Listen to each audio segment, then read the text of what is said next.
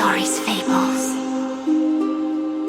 Ghostly Tales, the podcast.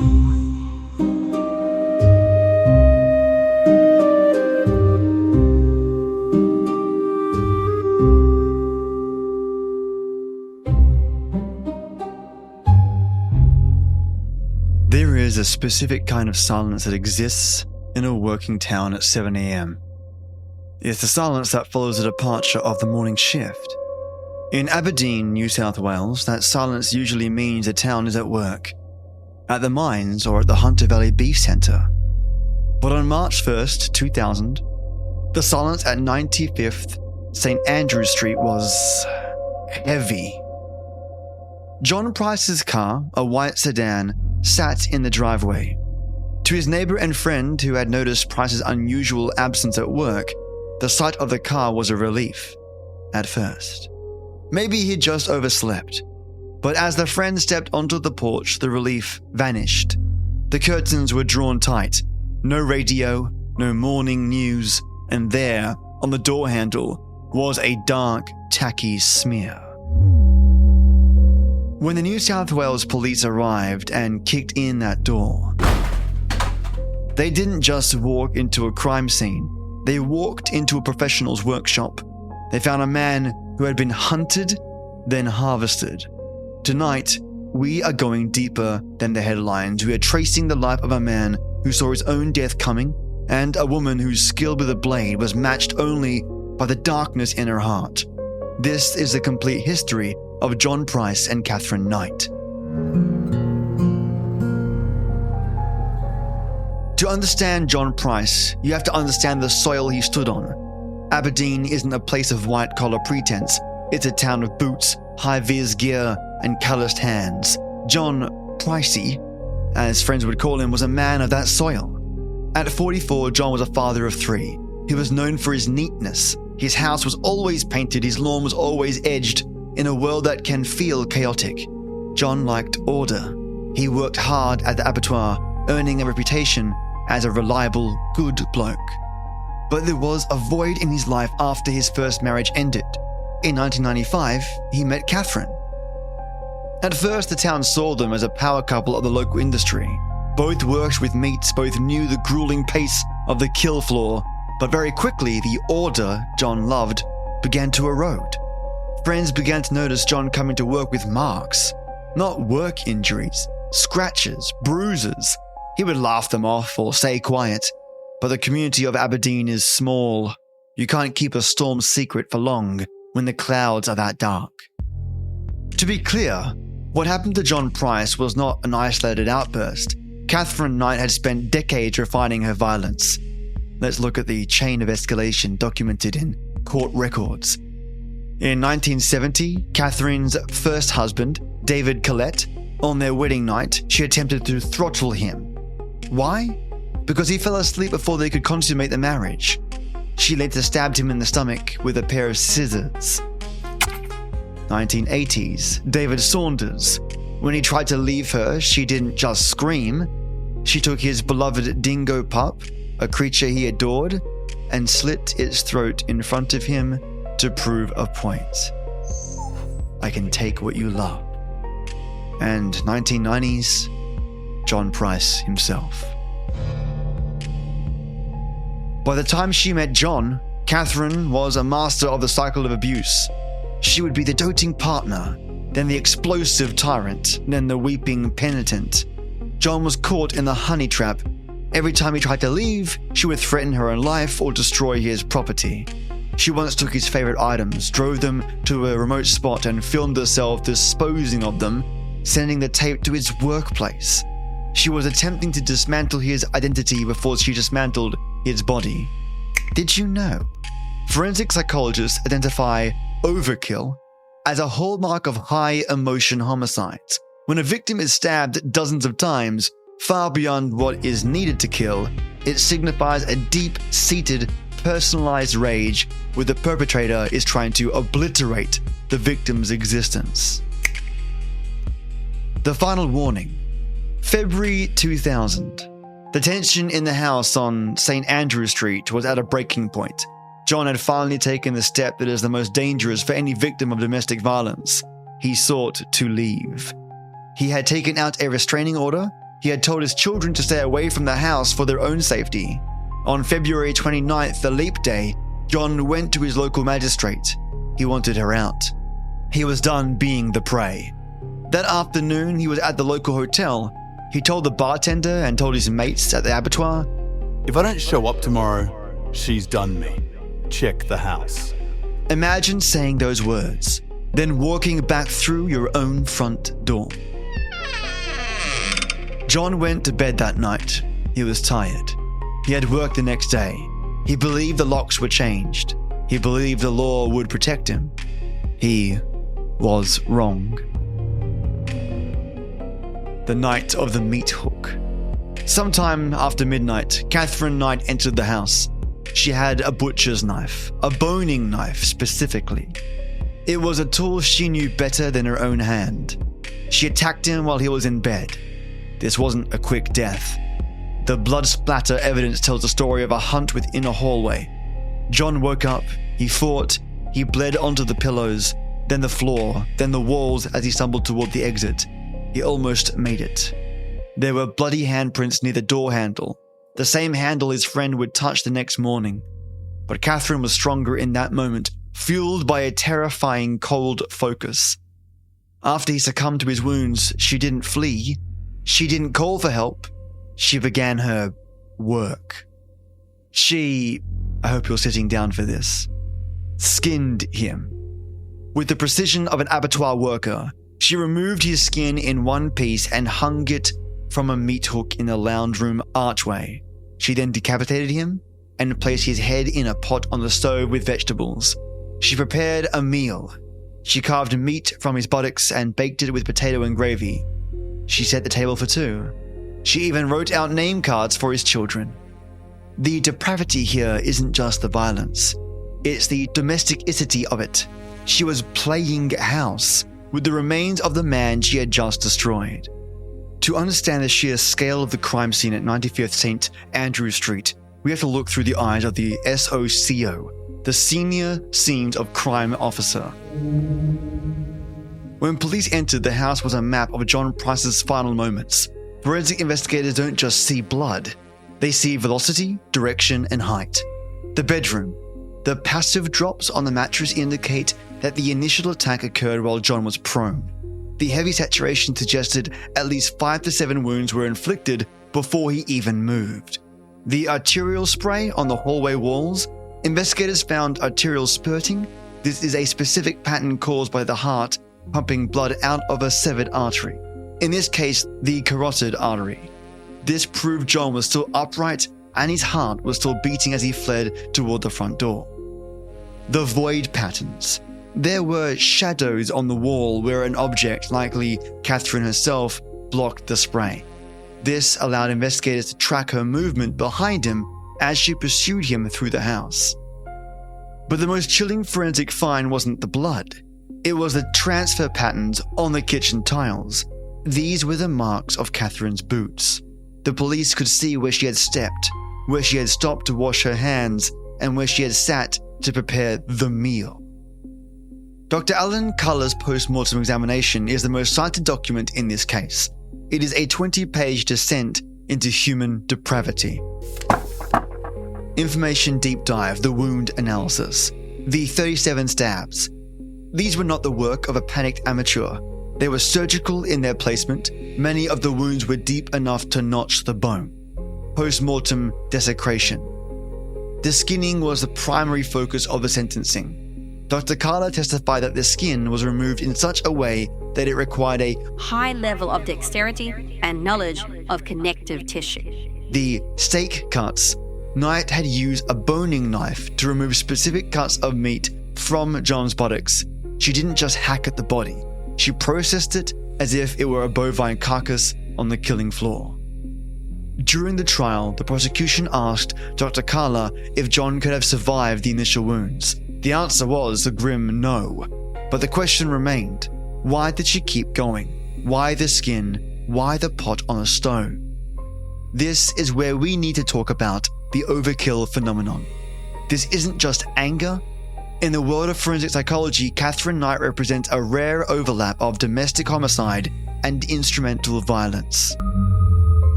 There is a supporting case study around this. Issei Sagawa, the Kobe cannibal. In 1981, Sagawa murdered and consumed part of a fellow student in Paris. His motivation was ingestion for possession. He wanted to become the victim. Katherine Knight was different. Her meal wasn't for her own consumption, it was for John's children. It was a vengeful communion. Another supporting case study is the 1992 case of Jeffrey Dahmer. Dahmer's overkill was about stasis, keeping the victims with him. Knight's overkill was about defilement as punishment. She wanted John to be nothing but meat because he dared to assert his independence through the court proceedings. And this is where the narcissistic rage cycle steps in. Psychiatrists at the trial, including Dr. Westmore and Dr. Milton, diagnosed Knight with borderline personality disorder, BPD. But BPD doesn't explain the skinning. The court heard that this was malicious narcissism. When John set a boundary, the AVO, Katherine didn't just feel rejected, she felt erased. Her response was to erase him physically and symbolically.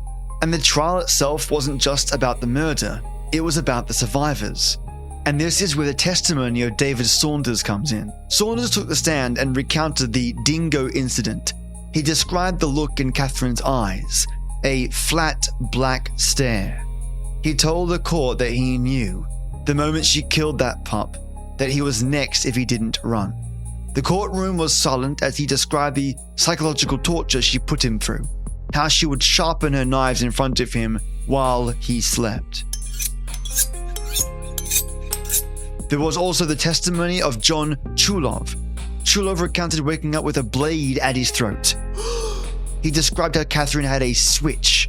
She could go from a loving, domestic partner to a butcher in seconds. These men were the ghosts of what John Price might have become if he had escaped. Their testimony proved that Katherine Knight didn't snap. She had been practicing for John Price her entire life. In the final 2006 appeal, the defense tried one last tactic. They argued that the life without parole sentence was reserved for mass murderers like Martin Bryant, the Port Arthur massacre. They argued that a domestic murder, no matter how grotesque, shouldn't carry a natural life sentence. The court's response to this was, well, Chief Justice Wood and the bench ruled that the nature of the crime, the ritualistic skinning, and the preparation of the body as food for the children placed it in a category of exceptional depravity. They ruled that Knight was a permanent danger to any male partner she might ever have. Katherine Knight's sentence wasn't just about punishment. It was about permanent quarantine. And how does that impact the city of Aberdeen? Well, in Aberdeen, the people here don't call her the Butcher anymore. They try not to call her anything at all. In the Hunter Valley, there is a saying that the land remembers. If you walk past the empty lots on St. Andrew Street on a quiet March morning, you might feel that weight. John Price wasn't a statistic. He was a father. He was a man who tried to use the law to save himself, and the law was too slow. And just hammers home on staying safe, stay vigilant, communicate to others, and that the most dangerous monsters aren't the ones under the bed. They could be the ones making you dinner. We'll also look at the blueprint of brokenness. To understand why Katherine Knight did what she did, we have to stop looking at her as a madwoman and start looking at her as a constructed being. She was built brick by brick in an environment of absolute instability. Psychiatrists who testified in the 2001 trial, men like Dr. Richard Westmore, pointed to her childhood not as an excuse, but as a blueprint. Katherine grew up in a household where the Knight-Rohan dynamic was a talk of Tenterfield. Her mother, Barbara, had been involved with two brothers simultaneously. The family was ostracized. Katherine learned early that the world was a hostile place, and that the only way to survive was through total domination, which leads us into the attachment theory. In psychology, we talk about secure attachment. Katherine had the opposite. She had disorganized attachment. For Katherine, the person who was supposed to love her was also the person who terrified her. This created a borderline personality structure. In her mind, people weren't complex humans, they were objects, When an object is good, she worships it. When an object tries to leave, it becomes evil and must be destroyed. There is a cycle of tension build-up, incident, reconciliation, calm. Effectively the cycle of abuse. So tension, incident, reconciliation, calm, rinse, repeat. We also cannot ignore the role of a profession playing a role in all this. Katherine spent decades on the kill floor. For most people, the sight of blood triggers a freeze response, or at least an ickiness response. For Katherine, it triggered a work response. Over 20 years of breaking down carcasses had removed the biological taboo against opening a body. And this strikes at what motivated her in doing this. It was the intersection of professional competence and personal revenge. When she looked at John Price that night, she didn't see the man she loved. She saw a problem that needed to be processed. By using her work tools, the boning knife, the skinning knife, she was reclaiming her power. She was saying, in this arena, I am the master and you are just the meat.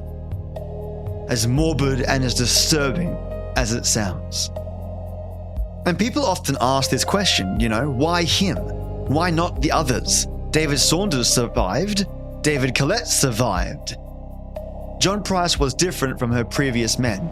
He was stable. He had a house he owned, a job he kept, and a community that respected him. When John sought the AVO and kicked her out, he did something that others hadn't done as effectively. He moved on, leading to a narcissistic injury that would not be recovered by Katherine. When John told her she had to be out by the time he got home, he inflicted what psychologists call a narcissistic injury. To Katherine, John wasn't just a boyfriend, he was an extension of herself.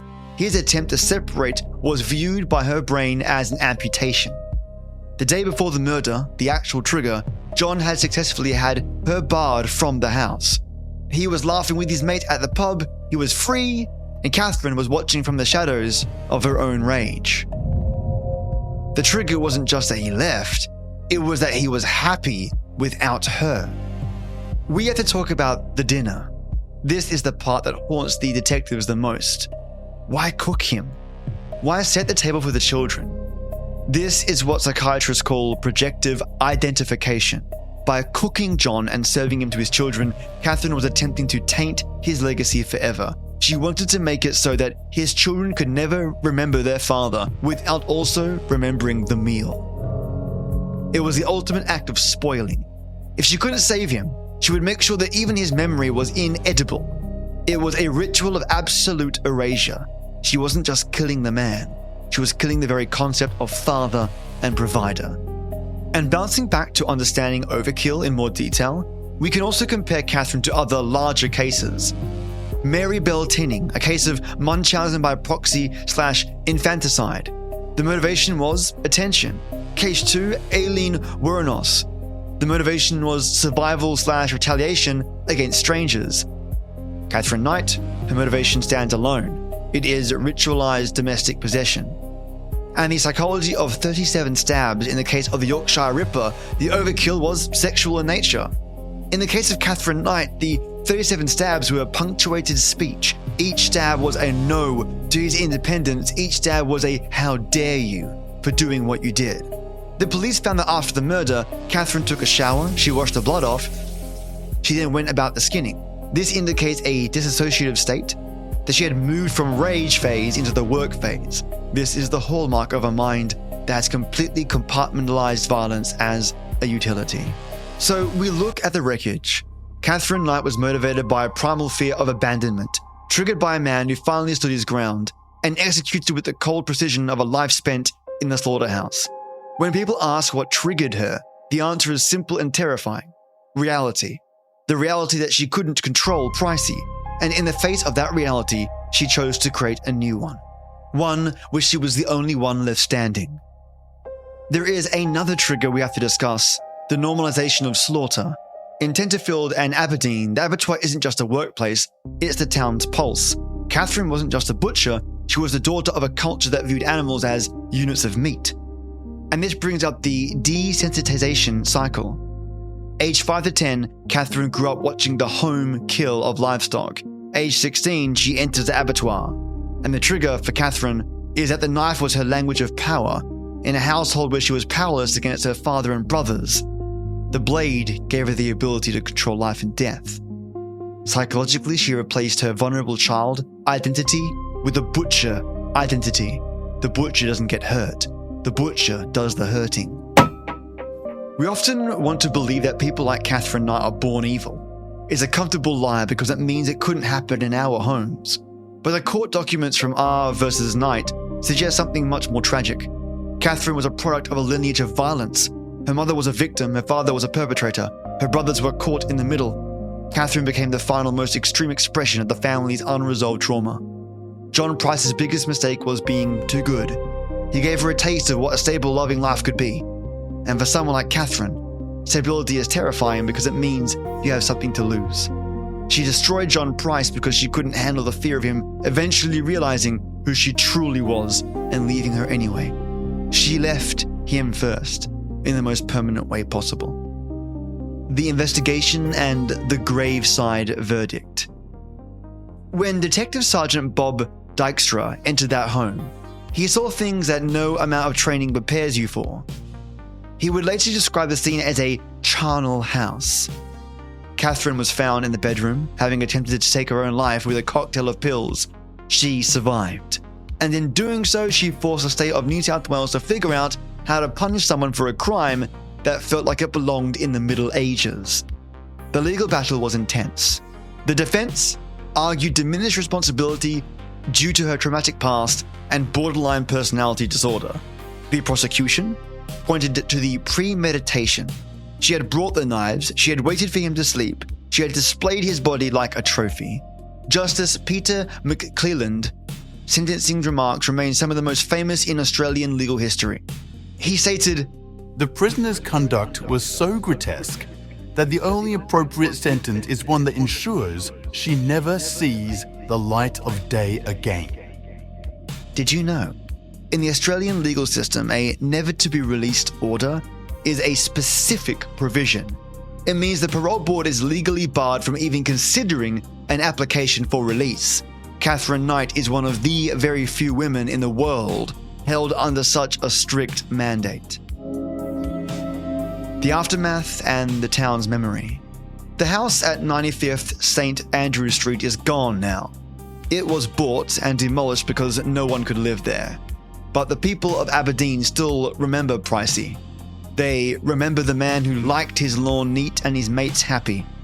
Katherine Knight remains in Silverwater Women's Correctional Centre. She has spent over 20 years there now. She is reportedly a model prisoner, often helping others with their sewing or crafts.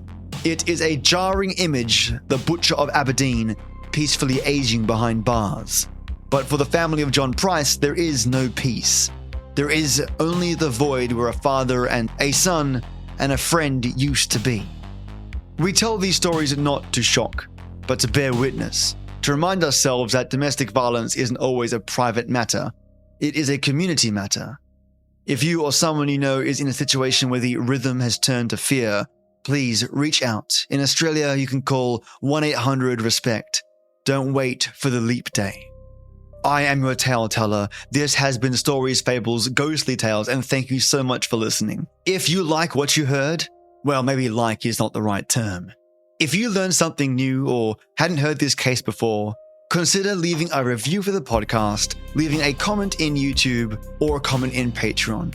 If you want to support my podcast directly with some dollary dues, feel free to swing by my Patreon, which is www.patreon.com/SFGT, where you will get higher quality audio, be able to vote on your next true crime episode, and also write in the comments there on what episodes you would like to see more of or see coming up. Believe it or not, I read every single comment that runs my way. Now, let's jump on in to my first jaw-dropping, epic supporter and my friend, my ode night tea titan, Matto Star. Matto Star, you absolute velvet-armored legend. You not just support your structure. You're the kind of person who shows up like a warm light in a cold corridor, steady as stone, calm as a cathedral, and twice as comforting. When I'm knee-deep in the darkness of a case and the world feels like it's made of sharp edges, you're the reminder that there are still people out there made of integrity, patience, and genuine care. So thank you truly for being the kind of supporter and friend that doesn't just cheer from the sidelines. You hold the whole damn fort. You are my Odinite Tea Titan and mate. The title fits like a crown. Thank you so much, Matto. Have a brilliant week ahead and stay awesome. For the King Matto. All right, now we've raised the cups and salute the Chaos Crew. White Tea Warlord. The mighty White Tea Warlords, the ones who stand behind this show like a trio of unstoppable forces, each one bringing their own flavor of power to the table. Lezosaurus Rex, the gym beast of justice. Leza, you absolute machine. You're built like motivation, wrapped in memes, powered by pure one more rep power. If support had a personal trainer, it'd be you yelling at us from the fog, you can rest when the credits roll.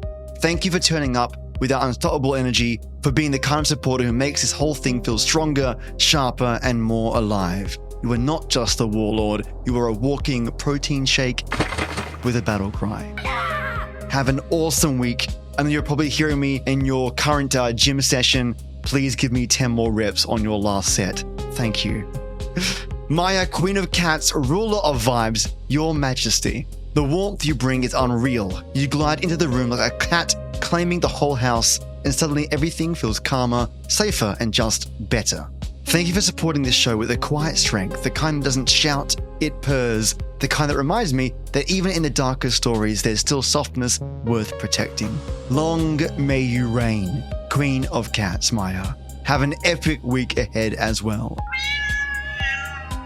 Sangeetha, the Seer of Storms. Sangeetha, you mystical legend. You've got the rare kind of presence, the kind that feels like wisdom without judgment. Like you can see the bigger picture, even when the rest of us are stuck staring into the static. Thank you for being here, for supporting this work with such depth, kindness, and grounded power. You don't just watch the story unfold, you understand the cost of it, and that matters more than I can properly say. Seer of Warlords, I see you. Have a kick-butt weekend, and stay awesome, and thank you so much for your support. And now, I want to thank my Earl Grey enforcers and all tiers thereafter. I am lucky to have Chad Warren, Peter Raffaelli, Just Heather, Juicebox Andy, Divided by Zero, Paige Kramer, Seductive Smiles, Jane Gumnick, and Michael Krupp. Thank you all for your amazing support. Thank you, thank you, thank you. To all of you, you are not just listeners, you are the backbone of the tales, and I'm grateful to have your support. If today's story sat heavy in your chest, good. It means you're still human, it means you still care. And in a world that sometimes feels made of knives and shadows, that matters. Look after your people, check in on the quiet ones, and if you ever feel like fear is starting to live in your home, don't wait to reach out. Now we can turn the page, lock the case file, and we let out a night exhale. Sleep with the lights however you like them, and I'll meet you next tale. Good night, legends.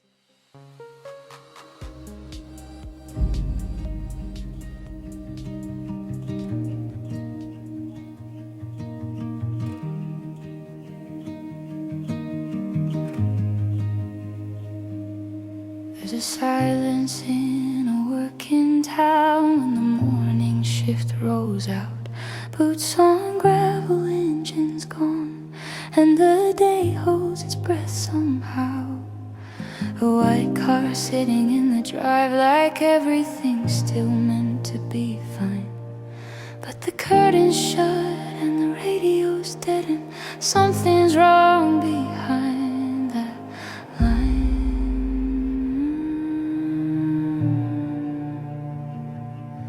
And the air feels thick like warning smoke, like the house itself won't speak. Some doors don't creak like normal doors, they keep their secrets deep.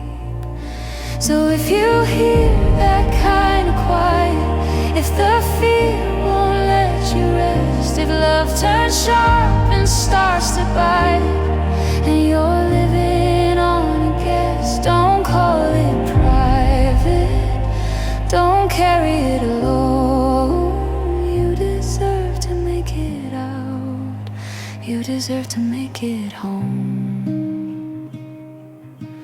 He was neat lines and steady hands, a good bloke folks trusted well. Painted fences, trim back grass, trying hard not to live in hell. But bruises talk in smaller towns, even when no one says a word. And a storm can live behind a smile and still be fully heard. And leaving's not a simple thing when threads keep pulling tight. 'Cause sometimes danger waits the most right at the point of flight.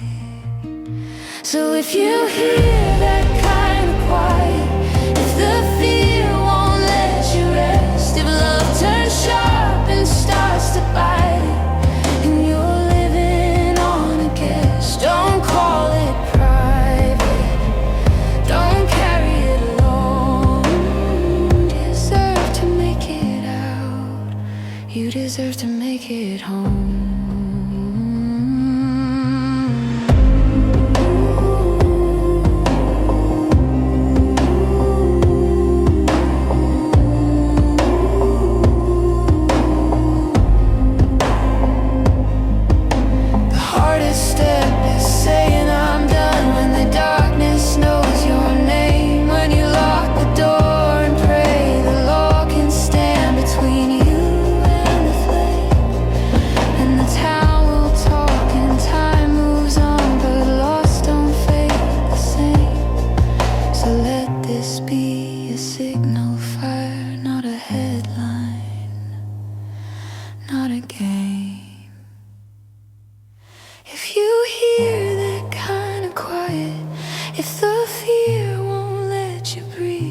If someone makes you feel like love is something you must bleed, please tell somebody. Please reach for a hand. You deserve to make it out. You deserve to stand. Thank you for listening, you amazing listeners. I want to thank my Ode Night Tea Titan, Star, the most amazing supporter. And special